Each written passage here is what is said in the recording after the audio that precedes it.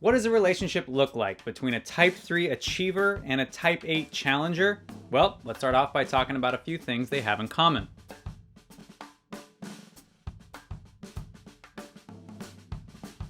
This is going to be an interesting episode because 3s and 8s almost never wind up together. At least romantically speaking, that is. It'd be like if Oprah got married to Donald Trump. Or, if you don't like that analogy, it would be like if Taylor Swift got married to Donald Trump. Alright, you know I'm just messing around. There are way less polarizing 3s out there than Oprah and Miss Swift. Or is she Mrs. Kelsey at this point? Or is he Mr. Swift? I don't know. You gotta let me know in the comments if something's changed by the time this video comes out. Anyway, many of the key personality traits that 3s and 8s have in common can actually be explained by the Hornevian Triad, which groups Enneagram types based on their broader social patterns and preferences. 3s and 8s are both in the assertive group of the Hornevian Triad. Assertive types are known for being very passionate, highly independent, and typically extroverted, although there are some strong silent types out there, mostly at the 8-wing 9 position.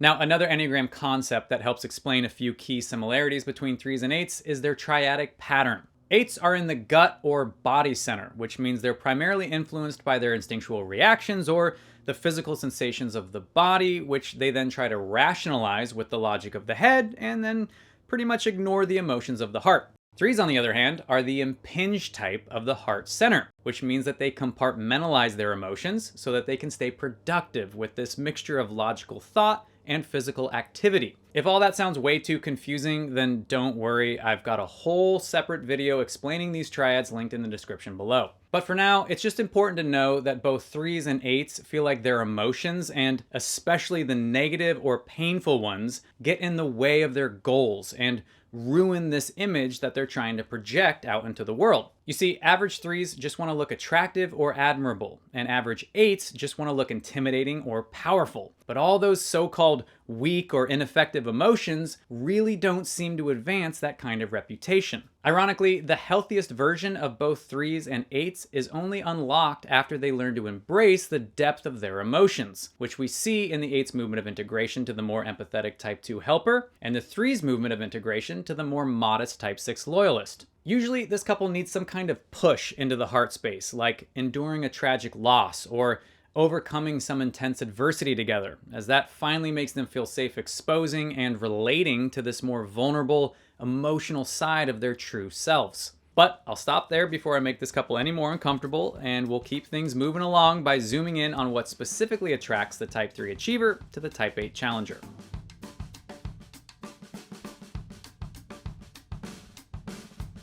One of the biggest reasons that 3s are attracted to 8s is because of their unique mixture of ambition and affection. As I mentioned earlier, the 8s' movement of integration is to the Type 2 helper. So when 8s feel secure, they often become far more nurturing and supportive, which 3s love because their little ego engine runs on positive attention. This is also why they like the 8's ambition, because it often translates into the 8's rise to the top of their particular field, which then furthers the 3's reputation as an impressive person with a successful relationship. Now, in regards to the 3's less glamorous qualities, i.e. their fears, flaws, or past indiscretion, the 8 is almost entirely unfazed. 8s just couldn't care less about gaining people's approval, as they value loyalty and pragmatism far more than having an idealistic or untarnished reputation. They also feel like their commitment is strong enough to overcome whatever baggage their partner brings to the relationship. Now, this attitude might be a little intense for 3s at times, but in general, it's pretty endearing to have the 8's totally unapologetic attitude in their corner, especially given how much 3s struggle with shame around their true identity. On a similar note, 3s are often attracted to the way that 8s can create a nice, secure environment at home, as it makes the 3 feel like they have a protected space to shut down their engines and get some much-needed rest. Sometimes this can look like the couple meeting at Type 9,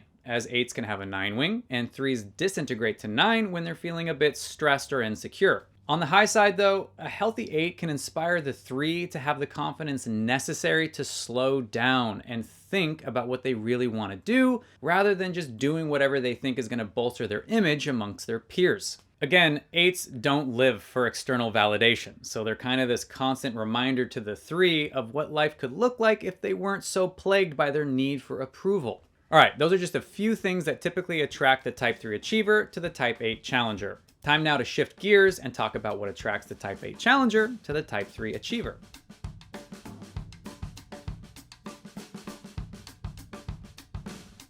One of the first things that 8s are attracted to about 3s is their social intuition.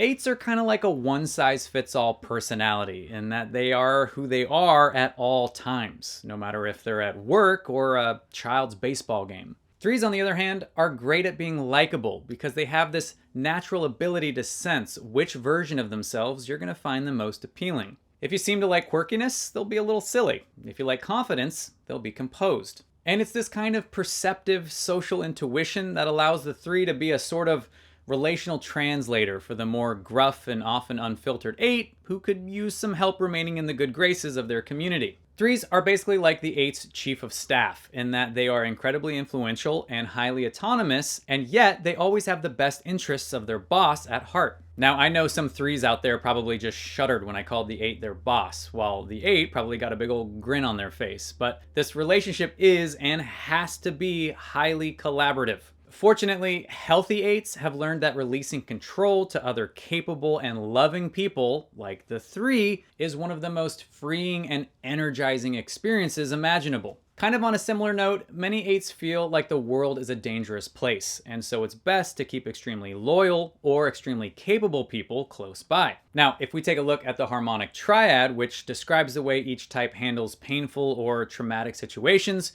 you'll see that 3s are competency types. This means that 3s inherently search for practical or strategic ways to overcome adversity, which is a major comfort blanket for the 8, who needs to feel like their loved ones can fend for themselves in a worst-case scenario. Ultimately, the charm, competence, and collaborative energy of the 3 can make them a great partner for the Type 8 challenger. Alrighty, on that nice note, it's time to shift gears and talk about what conflict looks like between 3s and 8s.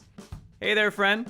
Looks like you're a little more than halfway through this Enneagram relationship episode, which means it's a great time to not only watch this fancy little neon graphic float off into the distance, but to hit those like and subscribe buttons, you know? You know what I mean? You know those buttons that are sitting right there? Don't be coy, you know where they are. You know, if you're feeling non-committal, you can just hit the like button. It's still really helpful. Okay, let's get back to it.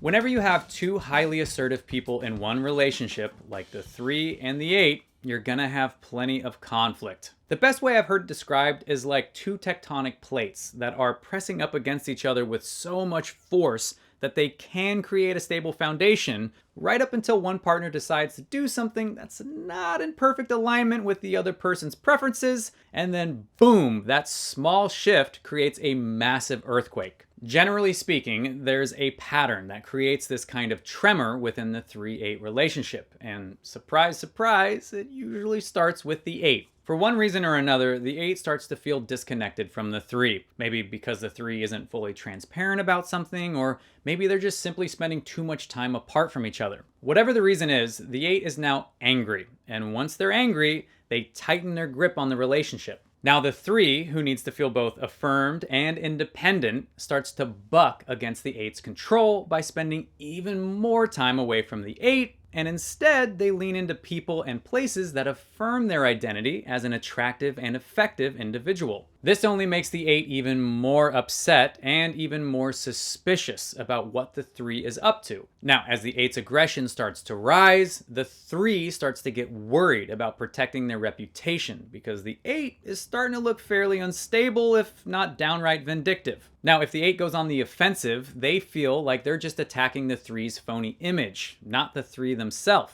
The problem is that your average 3 feels like their public image and their true self are one and the same. So once things start getting this personal, public, or both, neither type is really interested in reconciliation, as that would require them to look deep into their heart, acknowledge all those nasty, neglected emotions, and then humbly process their fears and failures as a couple. Sadly, most 3s and 8s would just rather move on to someone new or be alone than do all the emotionally challenging work needed to rebuild the relationship. After all, both the 3 and the 8's movement of disintegration is to a far more withdrawn type, as 3s move to 9 and 8s move to 5. So, just another fascinating parallel between two types that normally look so assertive and engaging, and yet are prone to moving away from people when things get really heavy. Alright, I hope it makes sense why I said from the start that this tends to be a rare romantic pairing. But with that said, being rare doesn't mean it can't work. So for all my 3/8 unicorns out there trying to avoid these relational pitfalls, here's just a little relationship advice that could potentially help y'all have a healthier future together.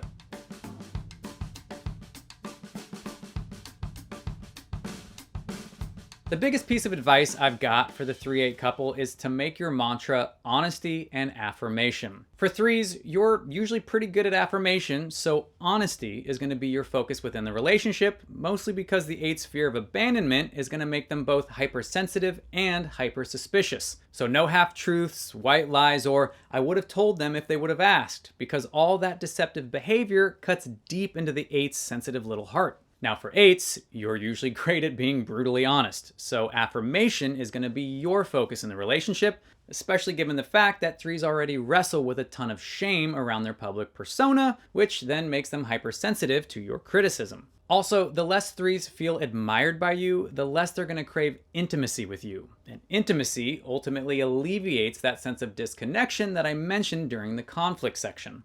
I would honestly recommend turning this into some kind of tangible daily practice as well. It can be as simple as just texting each other once during the day with a kind word or honest reflection about what's going on inside your heart. Simple practices like this are also great for helping 3s and 8s learn to share their feelings, which, as you know by now, is a huge practice for both types. All right, moving on to one last recommendation for this couple, which is to get really good at respectfully agreeing to disagree. Whenever there's a difference of opinion, 8s tend to steamroll people, while 3s refuse to be steamrolled. So it may take an objective third party to help you overcome this impasse, but you just need some way to divvy up decision-making power whenever there's a major disagreement. Now, I could make a whole other video on the nuances of relational compromise, but the important thing to remember is that you're on each other's team. Disagreements in this relationship can often spiral into feeling like the other person just lacks loyalty or they lack logic. So it can be really helpful to just hit pause whenever things get really heated and just say to each other, hey, I'm with you. I support you. We are in this together and we are going to figure this out. I'd also say that if the power struggles become too frequent or too exhausting and you start wishing that you had a more submissive or supportive partner, then this is probably just not the relationship for you, because neither the 3 nor the 8 is going to change that assertive energy that's at the core of their identity. And on that happy note, I will pause the advice and say that I hope it was helpful, and if it wasn't, well, then this last part really isn't going to help, because it's time to end things as we always do, with the patented YGAT relationship rating system.